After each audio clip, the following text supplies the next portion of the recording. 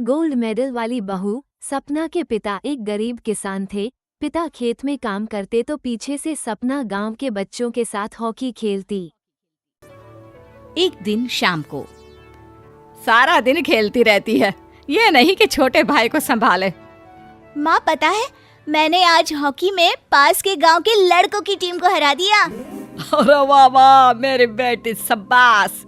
ये ले के रुपया, जा जाकर टॉफी खा ले। सपना खुशी से पिता के गले लग जाती है और बाहर चली जाती है। अरे तुम इसको बिगाड़ रहे हो, मैं ना इसकी शादी ही करा दूंगी। ऐसा कैसे शादी करा देगी? हाँ, अभी तो उम्र खेलने की है। माँ बड़बड़ करती वहां से निकल जाती है। लेकिन शाम को उन लोगों के घर कुछ लोग आते हैं। अरे राम सुखिया, जरा ये तो बतलाओ, सपना के बारे में क्या सोचा है? अरे क्या सोचना है मास्टर जी, पढ़ रही है, जितना पढ़ सकती है पढ़े, फिर शादी करवा देंगे, कोई अच्छा सा गांव का ही लड़का देख लेंगे। अरे तुम तो उसके पिता हो, तुमको कुछ नहीं पता? माँ घबरा जाती है। अरे का मास्टर जी, का पता नहीं, का हो गया? हम तो इनसे पहले ही बोल रहे थे कि लड़की की जात है, संभाल लो। अरे भाभी जी, आप भी ना कभी अच्छा भी सोच लिया करो। अरे सपना क्या खेलती है हॉकी, बड़े से बड़े आदमी भी नहीं जीत पाते हैं उससे। कल गांव में एक टीम आ रही है, लड़कियों की हॉकी खेलने उसे भेज देना, वहाँ शायद कुछ बात बन जाए। अरे ना ना मास्टर जी, कोई खेल वेल नहीं करवाना हम लोगों को, वो भी शहर के लोगों के साथ तो बिल्कुल भी ना। शहर के लोगों को ना कोई भरोसा नहीं होता मास्टर जी। अरे कैसी बात कर रही हो सपना की माँ, बुरा आदमी तो हर जगह मिल जाएगा, उसके लिए शहर का और गांव का। हाँ हाँ मास्टर जी, हम लोग तैयार हैं, कल आ जाएगी सपना वक्त से। माँ के लाख मना करने पर भी पिता सपना को हॉकी टीम के लिए भेज देते हैं। शाम को सपना वापस आती है, लेकिन लट के मुंह से। और क्या हो गया, मार खाई हो का? कौन मारेगा हमें? कोई मार वार खाकर नहीं आए। अरे फिर शकल पर 12 क्यों बजे हैं, बताओगी? देखो माँ, आप समझोगी नहीं, बताकर फायदा क्या है? अरे बिटिया रानी, हम तो समझेंगे ना, हमें ही बता दे। सपना पापा के गले लग जाती है। पापा, मैं ना सिलेक्ट हो गई हूँ भारत की हॉकी टीम में खेलने के लिए। अरे वाह, ये तो बहुत ही खुशी की बात है मेरे बच्चे। फिर मेरी गुड़िया काहे परेशान है? पापा, मुझे दिल्ली जाना पड़ेगा आगे की प्रैक्टिस के लिए। माँ जो सारी बात सुन रही होती है, जोर से चिल्लाती है। एक पैसा नहीं है मेरे पास, समझी? कुछ नहीं दूंगी। शादी के लिए लड़का फाइनल भी कर दिया है, कल्ले का बेटा, वो शादी कर लेगा तुमसे। सपना पिता की ओर देखती है।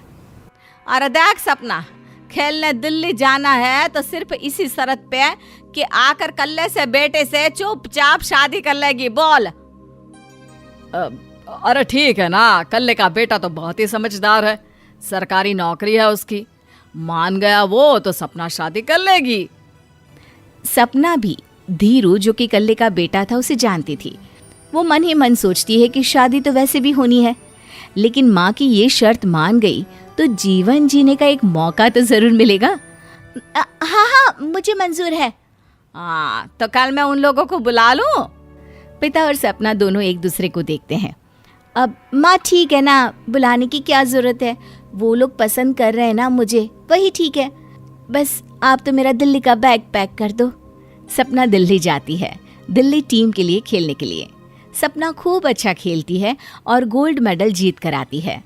जब वो गांव आती है तो उसका जोरदार स्वागत होता है, हर कोई सपना सपना चिल्ला रहा होता है। और सपना के पापा, तुम्हारी बेटी ने तो गांव का नाम रोशन कर दिया है। गांव की तरफ से तुम लोगों को गांव में पक्का मकान और सपना को परिषद में पक्की नौकरी देने के लिए हम तैयार हैं। अरे वाह वाह, पक्का मकान, ये तो बहुत अच्छी बात है, लेकिन सपना की नौकरी नहीं चाहिए हमें। हाँ, कैसी बात कर रही हो सपना की माँ? लड़की की नौकरी रहेगी तो अपने पैरों पर खड़ी रहेगी, किसी के आगे झुकने की जरूरत ना पड़ेगी।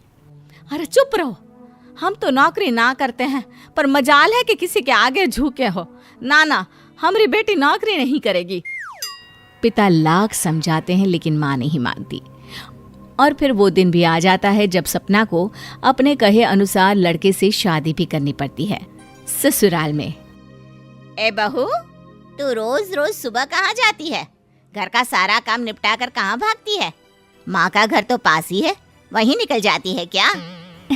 नहीं माँ जी, मैं हॉकी खेलने जाती हूँ, मुझे खेलना पसंद है। खेलना पसंद है?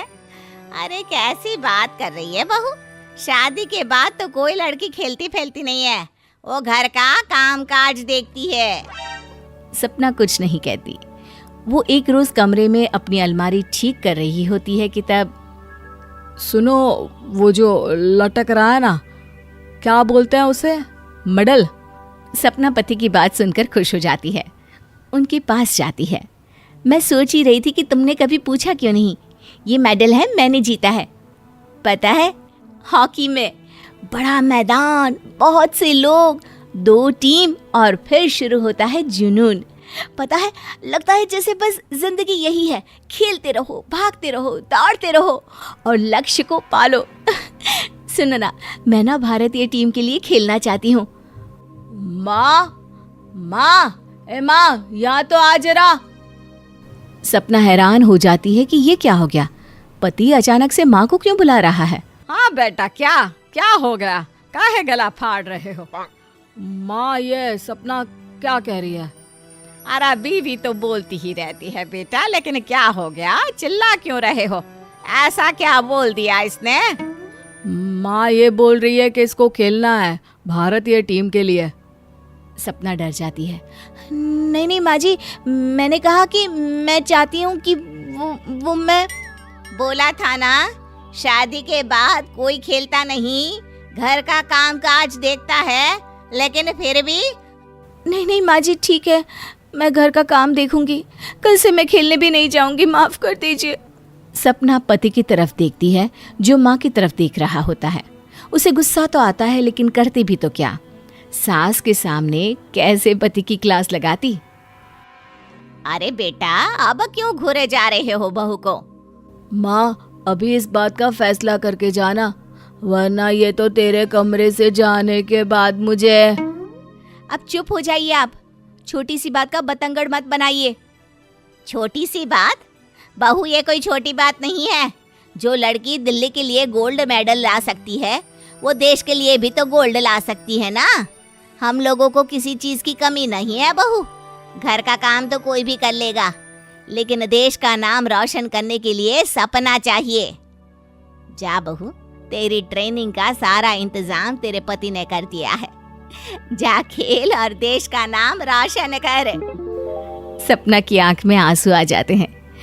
वो सोचती है कि बेटियों को मायके के साथ अगर ससुराल में भी सहयोग मिले तो ऐसा कोई काम नहीं जो वो नहीं कर सकती है।